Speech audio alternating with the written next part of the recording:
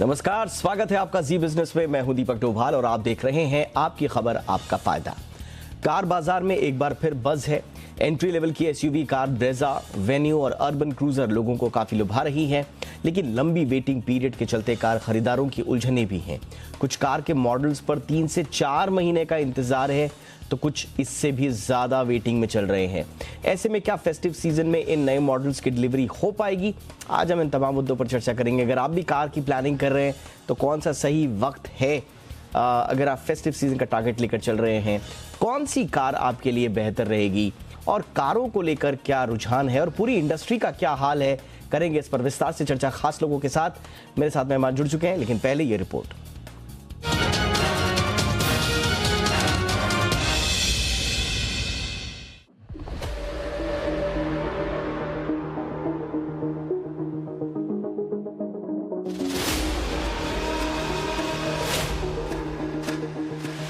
आप अगर अपने बजट में एसयूवी लेने का प्लान कर रहे हैं तो आपका इंतजार खत्म हुआ। बाजार में एंट्री लेवल के कई मॉडल लॉन्च हो चुके हैं या होने वाले हैं, जिनकी डिजाइन, टेक्नोलॉजी, इंटीरियर और इंजन मैकेनिज्म पहले के मॉडल से काफी बेहतर हैं। लॉन्च या अनवील होने वाली कारों में मारुति ब्रीजा, ह्यूंडई की वेन्यू और टोयोटा की अर्बन क्रूजर के साथ महिंद्रा की स्कॉर्पियो नेक्स्ट जनरेशन खास हैं। सबसे पहले मारुति की ब्रीजा की बात करते हैं। ये अपने नए अवतार में लॉन्च हुई है। पहले के मुकाबले इसकी ग्राउंड क्लियरेंस थोड़ी ज्यादा है। इसका एक्सटीरियर डिजाइन ज्यादा आकर्षक है। खासकर टॉप वेरिएंट में फ्रंट ग्रिल को गन मेटल फिनिशिंग दी गई है। बोनट ज्यादा चौड़ा है। इसके बम्पर स्पोर्टियर हैं और चारों ओर बॉडी क्लैडिंग मिलती है। इसकी शुरुआती कीमत 8 लाख है, जबकि इसके टॉप वेरिएंट की कीमत 14 लाख रुपए के करीब है। लॉन्च के दिन ही इसकी 4,400 की प्री बुकिंग हो चुकी थी, जबकि 1 जुलाई तक इसकी 45,000 से ज्यादा की बुकिंग हो चुकी है। 4 महीने ही इसका वेटिंग पीरियड है। ह्यूंडई की वेन्यू भी अपने नए अवतार में लॉन्च हो चुकी है। इसके नए मॉडल में इंटीरियर और आकर्षक बनाया गया है। फीचर्स बढ़ाए गए हैं। इंफोटेनमेंट सिस्टम में नए फीचर्स जोड़े गए हैं। इस कार की भी 15,000 प्री बुकिंग हो चुकी है। इसकी शुरुआती कीमत 7.5 लाख रुपए है, तो टॉप मॉडल 12.5 लाख से थोड़ा ज्यादा है। चिप संकट के चलते अभी भी कंपनी करीब 1,35,000 कारों की डिलीवरी नहीं कर पाई है। इसमें 25,000 पुरानी मॉडल की वेन्यू शामिल है। अब तक वेन्यू के पुराने मॉडल की 3 लाख यूनिट बेची जा चुकी है।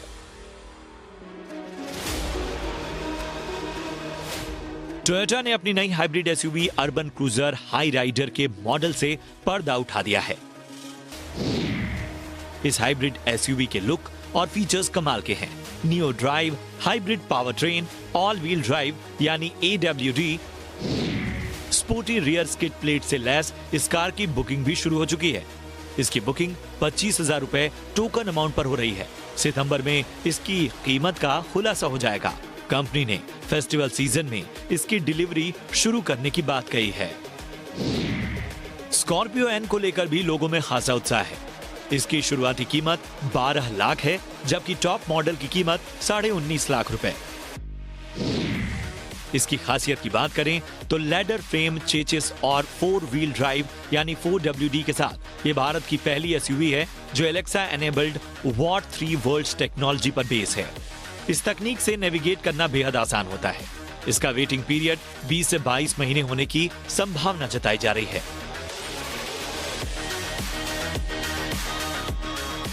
फिलहाल तो कार खरीदारों के लिए उनकी प्राथमिकता के आधार पर तय करना है कि उन्हें कौन सी कार खरीदनी है। सेफ्टी मेजर्स एक अहम पहलू तो होगा ही, लेकिन कार की डिलीवरी टाइम पर मिल जाए ये भी अहम बात होगी। जो लोग त्योहार के दौरान कार की डिलीवरी चाहते हैं उनके लिए समय नहीं बचा है। तुरंत बुकिंग करें, वरना वो लंबी वेटिंग पीरियड का शिकार हो सकते हैं। ब्यूरो रिपोर्ट, जी मीडिया। चलिए, और ख़ास मेहमान इस वक्त हमारे साथ जुड़ चुके हैं। मेहमानों का परिचय आपसे करा दें। हमारे साथ हैं रोनोजॉय मुखर्जी साहब, जो कि जाने माने ऑटो एक्सपर्ट हैं। रोनोजॉय, बहुत बहुत स्वागत है आपका हमारे शो पर। हमारे साथ हैं पार्थ गोहिल, जाने माने ऑटो रिव्यूअर हैं। आप भी पार्थ, आपका भी बहुत बहुत स्वागत है। और इसके अलावा हमारे साथ हैं टूटू धवन सर, जो कि बहुत ही सीनियर ऑटो एक्सपर्ट हैं। टूटू सर, आपका भी बहुत बहुत स्वागत है। रोनोजॉय, मैं आपसे ही चर्चा की शुरुआत करना चाहूँगा। पहले वेटिंग पीरियड देखकर तो लग रहा है, और कुछ कार्स में तो 9 to 12 हमने देखा, 9 से 12 महीनों का इंतज़ार। और नए लॉन्च आप छोड़ दीजिए, नए लॉन्च की तो हम बात ही नहीं कर रहे हैं। हम तो बात कर रहे हैं महिंद्रा XUV 700 लॉन्च हुए कितना टाइम हो गया, थार को आए हुए कब टाइम आ गया। लेकिन अगर आप ये पुरानी गाड़ियाँ भी आज बुक करते हैं तो साल भर लग जाएगा। तो ये चल क्या रहा है सर फिलहाल, ये वेटिंग पीरियड का पूरा ये क्या चक्कर क्या है? देखिए, जैसे सब जानते हैं कि आजकल वो चिप शॉर्टेज का जरा मामला चल रहा है।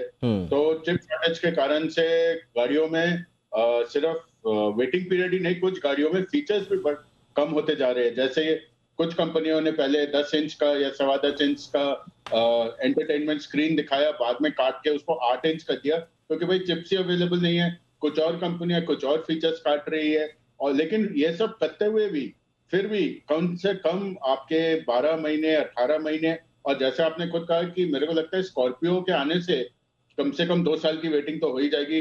XUV 700 पे कुछ मॉडलों पे आपकी 1.5 साल की वेटिंग, यानी कि 18 महीने की वेटिंग ऑलरेडी चल रही है।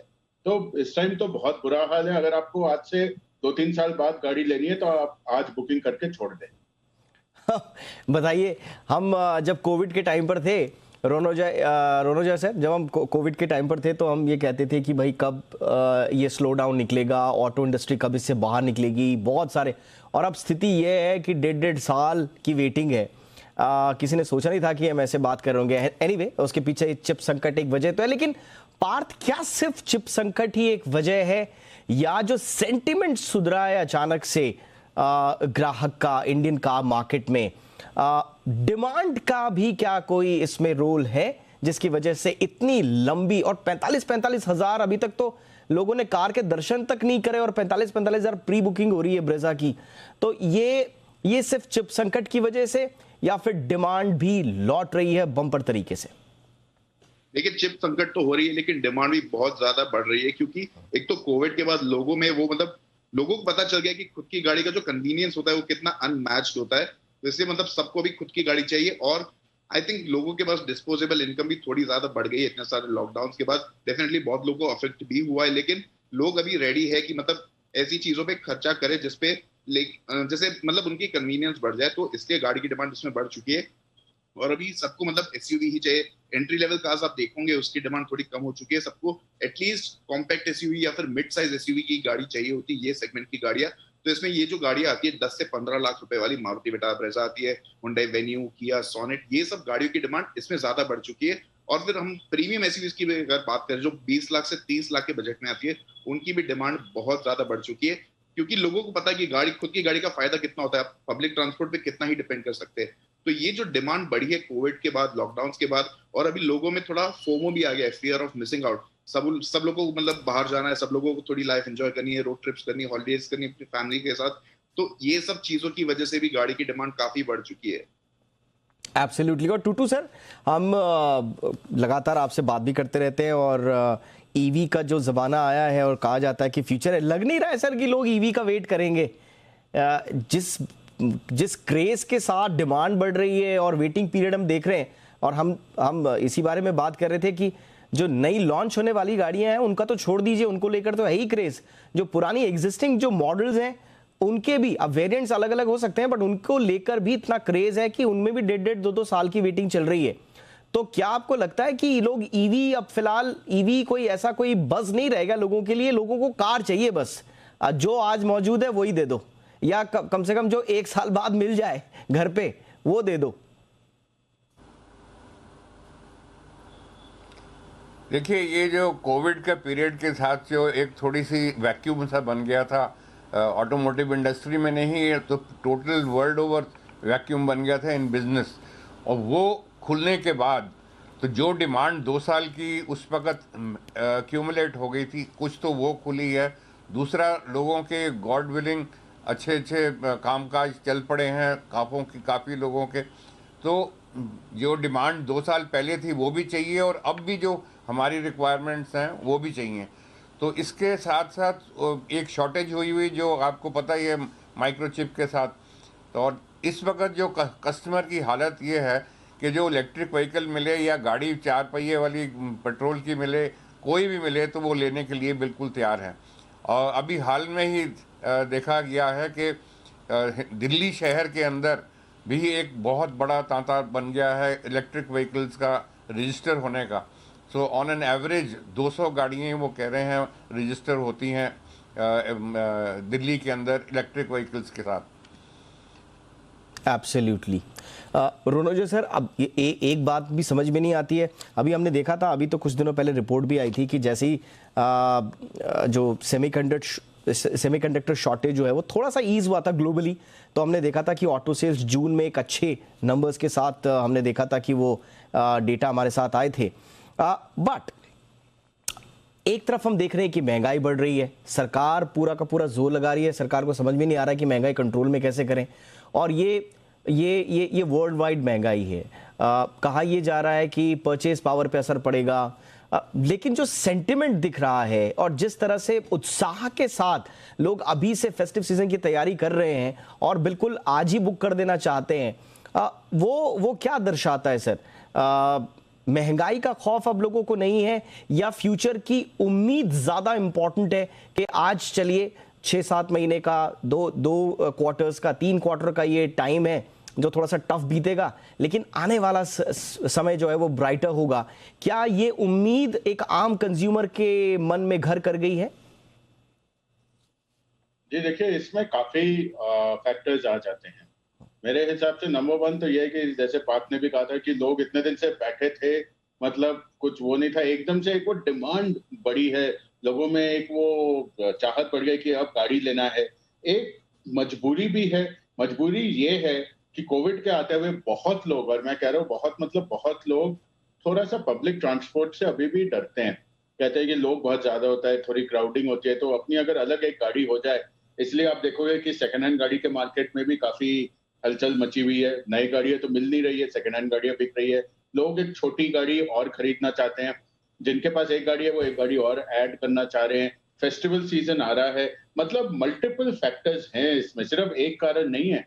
इसमें बहुत सारे कारण हैं कि कंज्यूमर चाह रहा है कि इमीडिएट मैं पैसे दूं और इमीडिएट मेरे को गाड़ी भी मिल जाए। और मैं ये भी कहना चाहता हूँ कि आज के डेट में अगर गाड़ी में वेटिंग है, 2-3 साल बाद किसी गाड़ी में जब वेटिंग नहीं होगी तब डिमांड थोड़ी रैशनलाइज हो जाएगी। आज तो हर मैन्युफैक्चरर बहुत बढ़िया फिगर पोस्ट कर रहा है, क्योंकि जो आ रहा है कस्टमर खरीद रहा है, मतलब आंखें बंद करके। लेकिन आज से 2-3 साल बाद जब चिप वगैरह की सोल्यूशन पूरी आ जाएगी तब ये नंबर्स भी नॉर्मलाइज हो जाएंगे। एब्सोल्युटली।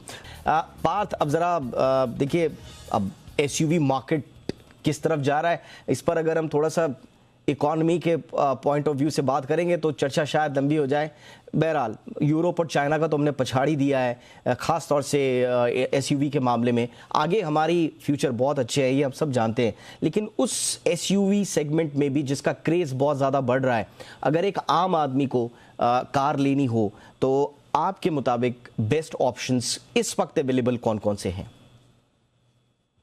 एसयूवी का मार्केट इतना बड़ा हो चुका है कि मतलब हर एक बजट में आपको एसयूवी मिल जाती है। आपको 10 से 12 लाख रुपए में गाड़ी चाहिए तो भी आपको एसयूवी मिलेगी, कॉम्पैक्ट एसयूवी। आपको 15 से 20 में एसयूवी मिलेगी, 20 से 30 में मिलेगी एसयूवी। तो अगर हम मास मार्केट सेगमेंट्स की बात करें तो जो 10 लाख से 15 लाख वाली सेगमेंट है, तो उसमें सबसे ज्यादा हॉट सेलिंग आपको पता है मारुति ब्रेजा आती है, हुंडई वेन्यू आती है, टाटा निक्सॉन आती है। फिर उसके ऊपर अगर हम थोड़ा जाए एक साइज ऊपर, एक सेगमेंट ऊपर, जिसमें आपको थोड़े ज्यादा फीचर्स मिले, ज्यादा पावर और स्पेस मिले, तो फिर हुंडई क्रेटा और किया सेल्टोस सबसे ज्यादा बिक रही है आज की तारीख में।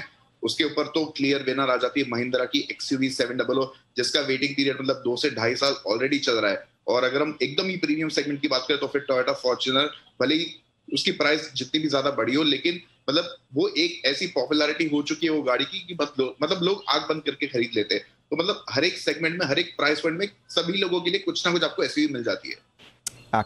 एब्सोल्युटली। रोनोजय, एक आम आदमी अगर कार की अभी प्लानिंग कर रहा है, उसको आप क्या सलाह देंगे? देखिए, लोगों का उत्साह एक जगह होता है और दूसरा, हम आप जैसे एक्सपर्ट से हमेशा यही पूछते हैं कि देखिए, अर्थव्यवस्था के हालात को देखते हुए, नौकरी, रोजगार, इन सब के हालात को देखते हुए कई बार क्या होता है, आदमी सही फैसला गलत टाइम में ले लेता है। उसको सलाह यही दी जाती है कि रुक जाओ, आपने फैसला सही है कार लेने का, लेकिन ये वक्त शायद सही नहीं है। लेकिन आप ऑटो इंडस्ट्री और इकोनॉमी को किस तरह से देख रहे हैं, और क्या थोड़ा रिस्क लेके, जैसे मैंने कहा कि महंगाई की चिंता तो बहुत होगी आम आदमी को, लेकिन वो कार के मामले में परवाह इतनी कर नहीं रहा है, अदरवाइज ये नंबर्स नहीं आते हमारे पास। तो आप क्या सलाह देंगे? 2-4 महीने का संकट है तो बुक कर लीजिए, या फिर रुक जाइए, थोड़ा सा इकोनॉमी को पटरी पर आने दीजिए, स्लो डाउन की बात चल रही है, क्या सलाह देंगे आप? मैं तो ये कहूंगा कि अगर आपको गाड़ी लेने का मन हो, गाड़ी लेने की इच्छा हो, तो आप बुकिंग डाल दो गाड़ी अपने मन, लेकिन ये मत कॉम्प्रोमाइज करना कि आपको कौन सी गाड़ी मिल रही है, जो मिल रही है वही उठा लूं मैं। आप जो कार आपको चाहिए, जो कार आपके फैमिली को अच्छी लगती है, जो कार सबको अच्छी लगती है, वो गाड़ी आप आज के दिन में बुक कर ले। धीरे धीरे सिचुएशन इंप्रूव होगा और मतलब देखिए, भगवान की दया से गाड़ी जल्दी मिल जाएगी। तो मेरी तो सलाह ये है कि सबसे पहले आप देखिए कि आपको गाड़ी कौन सा चाहिए, आप कौन सा गाड़ी आपको सूट करता है, कौन सा गाड़ी आपके लिए प्रैक्टिकल है, कौन सी गाड़ी आपके बजट में आती है। ये 3-4 चीजों का आप ध्यान रखिए और गाड़ी बुक कर लीजिए, जल्दी गाड़ी आप जाएगी। और देखिए, मेरे हिसाब से तो कोई गलत टाइम नहीं होता गाड़ी खरीदने का, हर टाइम अच्छा होता है गाड़ी लेने का, तो इस टाइम से कर लेना चाहिए। और आप ही की बात में मैं ऐड कर दूं, एक और चीज ध्यान रखिएगा कि क्यों चाहिए, वो भी इंपॉर्टेंट होता है। अगर आप डेली कम्यूटर हैं, ऑफिस से घर, घर से ऑफिस ये जा रहे हैं, तो उसमें भी हमारे एक्सपर्ट्स बताते हैं कि जो गाड़ी के मॉडल्स हैं उसमें आपके लिए बहुत दूसरे ऑप्शंस हो सकते हैं। यदा कदा वंस इन ब्लू मून आपको निकलना है फैमिली को लेके, तो वो अलग सेगमेंट है। तो कुल मिला के अगर आप हाईवेज पे ज़्यादा निकलते हैं तो उसके लिए अलग ऑप्शंस हैं। तो कुल मिला के क्यों भी उसमें जोड़ दीजिएगा कौन सी गाड़ी लेनी है, ये जो सर ने बताया। अब टूटू सर, मैं आपके पास आऊँगा। अब जब ईवी हम बात कर रहे थे तो लगातार ईवी के बारे में चर्चाएं हो रही थी। जब हमने देखा कि पेट्रोल डीजल पे तो थोड़ा सा भी हलचल होती है तो सीधे सीधे लोग बोलते हैं कि भाई ऑटो मोबाइल इंडस्ट्री और सेक्टर के सेंटिमेंट पर असर पड़ेगा, क्योंकि लोग नहीं चाहेंगे कि वो महंगे पेट्रोल डीजल, और एनवायरनमेंट के इशू भी इसमें रिलेटेड हैं। लेकिन अब हाइब्रिड जैसा आ रहा है, और अभी एक लेटेस्ट जो कार आई है उसमें इन्होंने हाइब्रिड मॉडल देने की बात की है। सो क्या फ्यूचर में ऑटोमोबाइल के साथ साथ और जो कन्वेंशनल हमारे जो ईंधन हैं उसके साथ साथ हाइब्रिड का भी बोलबाला रहेगा, या आपको लगता है कि हाइब्रिड एक छोटे से एक्सपेरिमेंट की तरह बबल होगा और वो फूट जाएगा? देखिए सर, ये हमारे ऑटोमोटिव इंडस्ट्री ही नहीं, ये तो इंडस्ट्री जनरली देखा जाए तो उसके अंदर कांस्टेंट एवोल्यूशन चलती रहती है। ये जो इंटरनल कंबस्शन इंजन है 125 साल पहले बनाया था, और अब जाके उसके अंदर खामियां नज़र आनी शुरू हो गई of pollution and so on, और उनकी रिप्लेसमेंट आनी शुरू हो गई इलेक्ट्रिक व्हीकल्स में, हाइब्रिड में, प्लस ऑल्सो हाइड्रोजन। जो हाइड्रोजन की टेक्नोलॉजी है, I think that is going to be the ultimate technology जब तक ये सारी चीज़ें एग्जॉस्ट हो जाएंगी। अब इलेक्ट्रिक व्हीकल की बात कर रहे हैं तो ये जो कंपनीज़ ने पिछले 20-30 साल के अंदर बहुत पैसा खर्च किया है और इन्वेस्टमेंट की है in research and development to be able to have electric vehicle. So अब वो उस चीज़ का जो रिटर्न है वो कंपनी की अपने मांग रही है, plus on top of that जो रिसर्च की हुई है उसकी जो फाइन क्या कहते हैं प्रोडक्ट जो निकला है, that is also very good for the daily use. बाकी सिर्फ प्रॉब्लम ये है कि अभी इतना टाइम नहीं हुआ जिससे कि हमको पता लगे कि उसकी बैटरी रेजिड्यू कितनी रह जाती है और कितने साल के बाद बैटरी आपको बदली करनी पड़ती है और क्या दाम है। एक्चुअली जब गाड़ी आप इलेक्ट्रिक व्हीकल खरीदते हैं तो almost 40 to 50% of the cost of the car is the battery itself.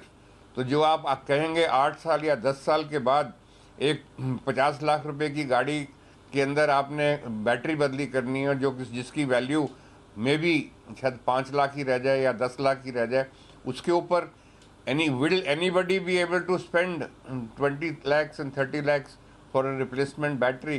So these are some logical things जो टाइम के साथ ही पता लगेगा कि असलियत इसके क्या आने वाली है। बाकी ये जरूर तैयार रहिए कि hydrogen is going to be the final technology जो वर्ल्ड वाइड चलेगी। अब ये 125 साल या 150 साल इंटरनल कंबस्शन इंजन चल चुका है। I think this will slowly has to ease out. Absolutely. अच्छा पार्थ, आपके पास लोग आते हैं, आप ऑटो रिव्यूअर हैं, आप सेंटीमेंट किस तरह का देखते हैं? क्या ईवी ने कुछ डिसरप्शन किया है? मैं डिसरप्शन में मार्केट की बात नहीं कर रहा हूं, लेकिन लोगों की सोच में क्या कोई डिसरप्शन किया है ईवी ने कि अब लोग इंतजार कर रहे हो कि नहीं अब जब ईवी आएगा हम तभी लेंगे, या इस पर्टिकुलर कार का या ब्रांड का जब ईवी आएगा तब हम देखेंगे, या लोग कन्वेंशनल उसी कार पेट्रोल डीजल वाले इंजन के साथ ही जाना पसंद कर रहे हैं, या जो अर्बन क्रूजर ने अभी जो हाइब्रिड वाला एक एक्सपेरिमेंट किया है? सेंटिमेंट आप क्या देख रहे हैं? सेंटिमेंट में ये देख रहा हूँ कि डेफिनेटली ईवी ने लोगों के माइंडसेट में बहुत बड़ा डिस्ट्रप्शन किया है, और लोगों में जो क्यूरियोसिटी है इलेक्ट्रिक व्हीकल्स के लिए बहुत ज्यादा बढ़ चुके हैं। हमें मतलब रोज ईमेल्स और मैसेजेस आते रहते लोगों के दैट कि हमें ईवी खरीदनी चाहिए या फिर नहीं, ये प्रैक्टिकल होती है नहीं डेली यूसेज के लिए। तो मतलब बहुत सेल्स तो ऑब्वियसली बढ़ रहे हैं, लेकिन जो लोगों की रिक्वायरमेंट्स ऐसी होती है जिसमें ईवी एकदम आसानी से फिट हो जाती है, जैसे कि मतलब आपको सिटी में ही चलानी गाड़ी, आपको पता है कि आपकी ड्राइविंग पैटर्न एकदम प्रेडिक्टेबल है, तो उन लोगों के लिए ईवी डेफिनेटली सेंस बनाती है, जिनको मतलब 2 या 3 दिन में एक बार गाड़ी को चार्ज करना होगा, और मतलब अगर आपका फिक्स्ड रूट है, फिक्स पैटर्न है गाड़ी चलाने का, तो उनके लिए ईवी डेफिनेटली बहुत सेंस बनती है। पर्सनली मैं मानता हूँ कि hybrid is the way to go for now. Hybrid में हमें प्रॉपर हाइब्रिड ऑप्शंस बहुत कम मिलते हैं इंडियन मार्केट में, जो अफोर्डेबल ऑप्शंस है। तो उसमें मतलब आपको Toyota Urban Cruiser Hyryder मिल जाती है, होंडा सिटी की EHEV मिल जाती है, लेकिन ज्यादा हाइब्रिड ऑप्शंस आएंगे तो और थोड़ा बेहतर हो जाएगा डेफिनेटली। उसमें आपको ज्यादा रेंज मिल जाती है, इसमें आपको मतलब पेट्रोल भरा सकते हैं आप, और बैटरी पे गाड़ी सिटी में चल जाती है, तो आपको चार्जिंग का इतना प्रॉब्लम नहीं होता, क्योंकि जो चार्जिंग इंफ्रास्ट्रक्चर है वो डेफिनेटली इंप्रूवमेंट, मतलब उसमें बहुत इंप्रूवमेंट की जरूरत है भी। तो ये एक छोटा सा वो हो जाता है लोगों के दिमाग में कि अगर हमें अचानक से कहीं भी जाना है ड्राइव पे और हमारी गाड़ी में बैटरी नहीं है, या फिर हमें ऑन द वे कहीं चार्ज करना पड़े और चार्जर में कोई दिक्कत आए, तो फिर मतलब लोगों में ये थोड़ा डर रहता है, जो हाइब्रिड सॉल्व कर लेता है। और बाकी तो बहुत सारे ऐसे लोग हैं जो मतलब प्योरेस्ट है पेट्रोल और डीजल के लिए, उन्हें मतलब वो ही गाड़ी खरीदनी है। तो मतलब डिसरप्शन डेफिनेटली हुआ है इलेक्ट्रिक व्हीकल से रिलेटेड, लेकिन अभी भी मार्केट को मैच्योर होने में अभी थोड़ा टाइम लग जाएगा। एब्सोल्युटली।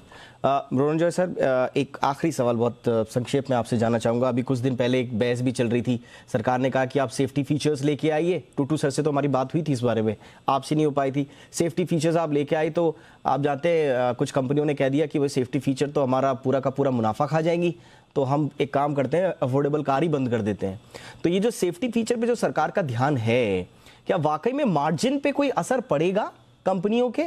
और अगर पड़ेगा तो फिर क्या ये सेंटिमेंट को खराब करेगा, या लोग ज्यादा जागरूक होंगे सेफ्टी को लेकर और ज्यादा भरोसा कारों को प्रति लोगों का बढ़ेगा?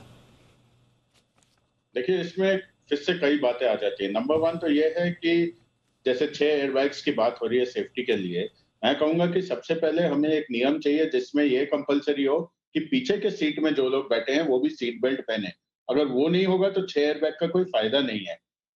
कॉस्ट जरूर बढ़ेगा इसमें, क्योंकि अगर आप ज्यादा कंपोनेंट्स लगाएंगे, ज्यादा वो लगाएंगे तो उसकी कॉस्टिंग तो आएगी। और कार कंपनियां पिछले कुछ महीनों में अगर आप देखें तो कॉस्ट बढ़ाती जा रही है। तो इसका मतलब ये नहीं है कि अगर वो सेफ्टी फीचर डालेगी तो वो उसके मुनाफे से जाएगा, उसका वो उस हिसाब से कॉस्ट बढ़ा देगी प्रोडक्ट का। आप देखिए, एक छोटी गाड़ी भी आज के डेट में जो कहीं 2, 2.5, 3 लाख रुपए से शुरू हुई थी, वो भी आज 6 लाख रुपए टच कर रही है। तो मेरा ये मानना नहीं है कि अगर एक्स्ट्रा एयरबैग्स और अदर सेफ्टी फीचर्स लगाया जाए तो कंपनी के उसमें कोई घाटा होगा। कंपनी बिल्कुल आपने सही कहा, और इसी लाइन पे हमारी पिछली बार भी बात हुई थी। अगर कॉस्ट बढ़ रहा है, एक्सपर्ट्स का यही कहना है, अगर कॉस्ट बढ़ रहा है तो आप ग्राहक पे छोड़ दीजिए ना कि वो उसको बियर कर रहा है नहीं कर रहा है। हो सकता है वो अपनी सेफ्टी के लिए 4 पैसे और देने को तैयार हो, बट ये कह देना कि हम कार बनाना ही छोड़ देते हैं अफोर्डेबल, तो ये थोड़ा सा इस तरह के जो बयान है वो कुछ एक्सपर्ट्स को दागाबार भी गुजरे। बहरहाल आज का हमारा जो विषय था वो मूल विषय है, जो नई कार के ऑप्शंस है और वेटिंग का जो ये पूरा है इसको समझने का था। इसके साथ साथ हमने थोड़ा सा उस पर भी रिएक्शंस ले लिए। बहुत बहुत शुक्रिया आप तीनों महानुभावों का। Tutu Dhawan sir, thank you so much, आपने वक्त निकाला। रोनोजय सर, बहुत बहुत शुक्रिया। पार्थ, आपका भी बहुत बहुत शुक्रिया। आपकी खबर आपका फायदा में इतना ही, इजाजत दें, नमस्कार।